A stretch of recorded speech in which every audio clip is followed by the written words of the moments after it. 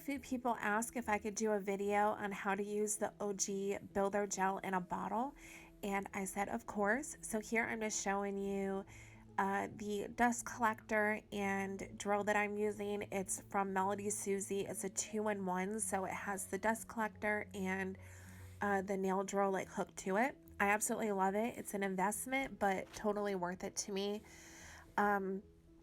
Here I am taking my cuticle nippers and I'm just going around my nail and cutting off any of the lifting that I have by my cuticle area. Then I'm going to show you, I'm trying to show you here how you can see from my natural nail to where I had my builder gel, there's kind of like a lip. So I just use one of these little sanding bits. I don't even know what they're called. They come with drills. It's like a standard bit like for a drill. I don't know what they're called. I'm not that good at nail drills. So I just take that and I am not touching my natural nail, but I want to get the builder gel that I already have on my nail because it did get quite bulky because of other fills that I've done.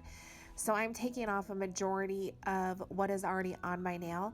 I have tips on here and I will leave the ones that I use linked down below. And if you're wondering what builder gel is used for, it is just something that you can put over top of your natural nails. If you have really good natural nails, you can put this over top of it to add strength. I do not have good natural nails. My nails have always been very paper thin. They break easily. They've always been that way.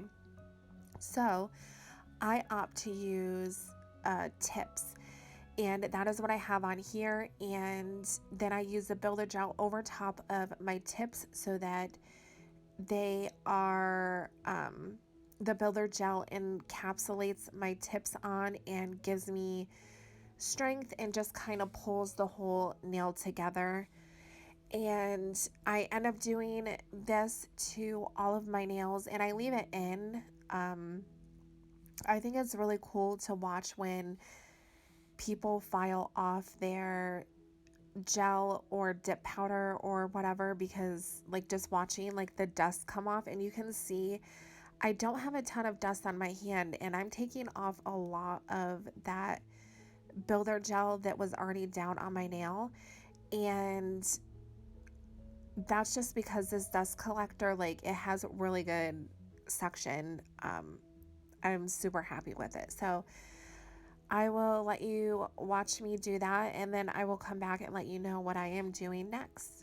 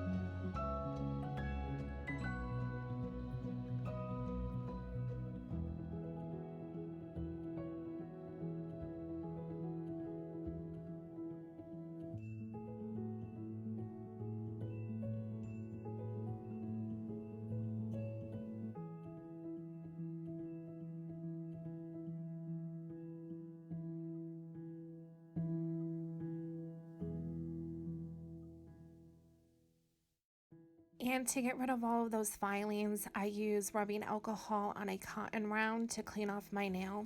And then I'm going to take my cuticle pusher and I am going to scrape my nail and get all of that invisible cuticle off. Sometimes you think that you don't have any invisible cuticle, and you do, and that is going to be a huge downfall when it comes to putting builder gel on or doing fills like this. That invisible cuticle is going to make it so that the product isn't adhering to your natural nail, and it's going to cause lifting very easily.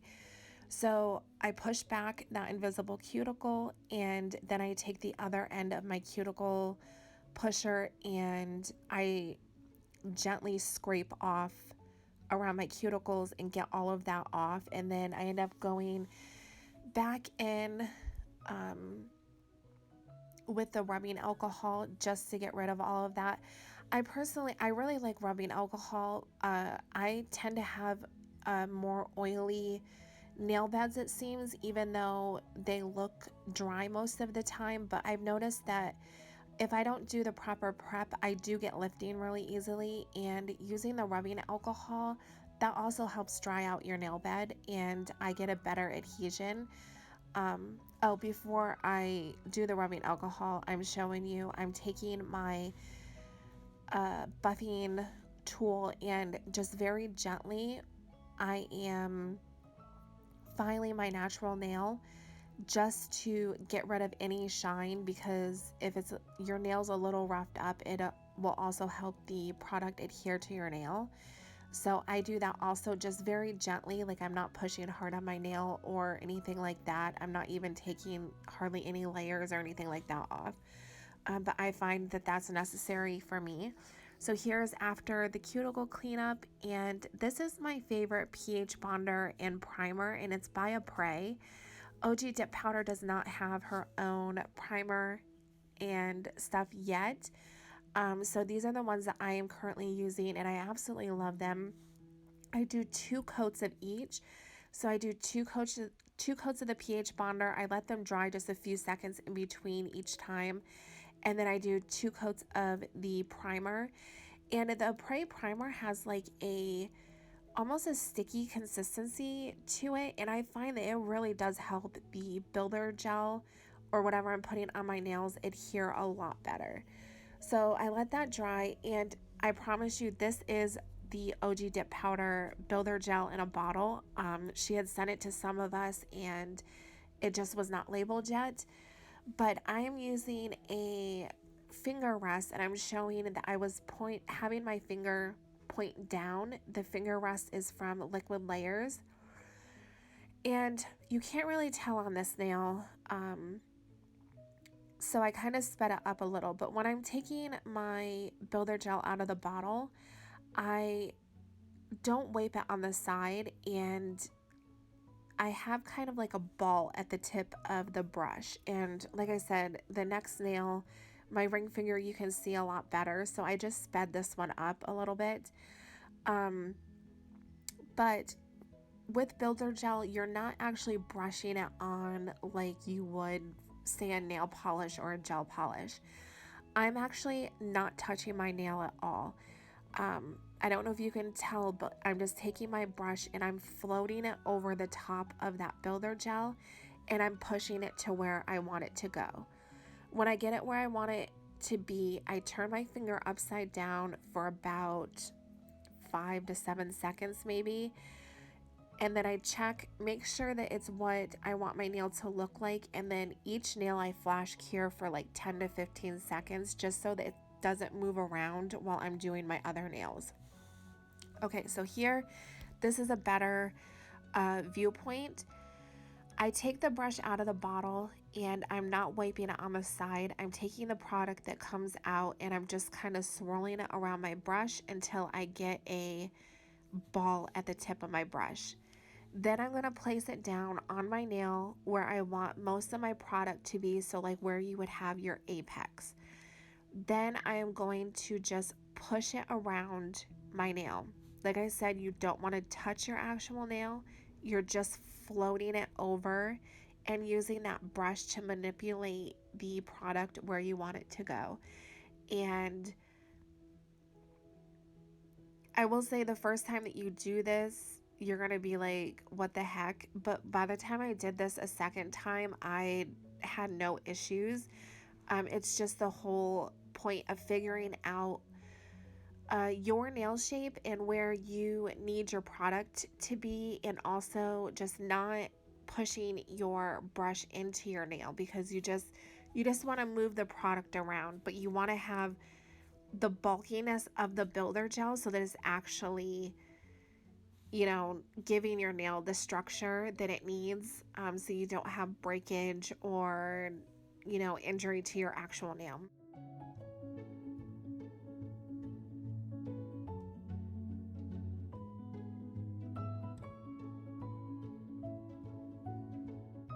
Okay, so here we're gonna look at it, and you can see at the free edge.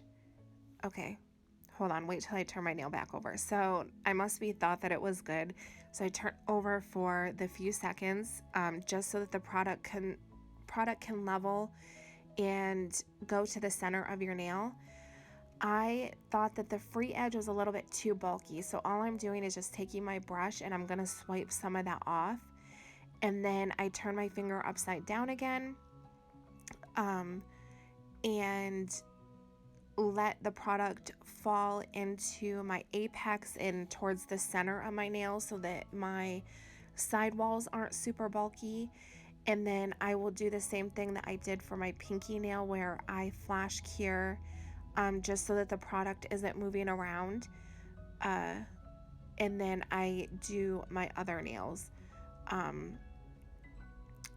And yeah, I show one more nail and then we will move on to the next step.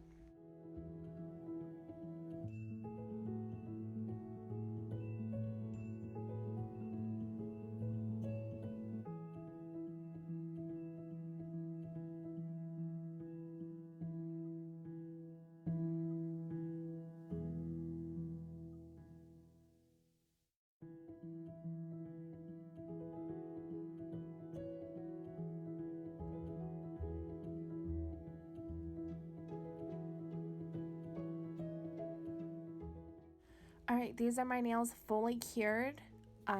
They do have a dispersion layer, which is that sticky layer.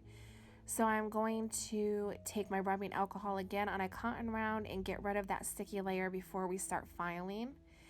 And I showed right before I took off that dispersion layer, I was trying to show you that with the tips and the builder gel, my nails aren't bulky at all. I really, really like this builder gel. It's HEMA free. It doesn't burn your fingers like when you put it underneath of a nail lamp, because it doesn't have all those nasty products in it. Here I'm showing you that on my pointer finger, the left hand side was a lot higher than the right hand side. I don't know if that showed up very well in the video. So I'm just taking my hand file, and this file is from OG Dip Powder as well. I absolutely love it. It has a rounded edge to it, so it's really awesome for around your cuticles.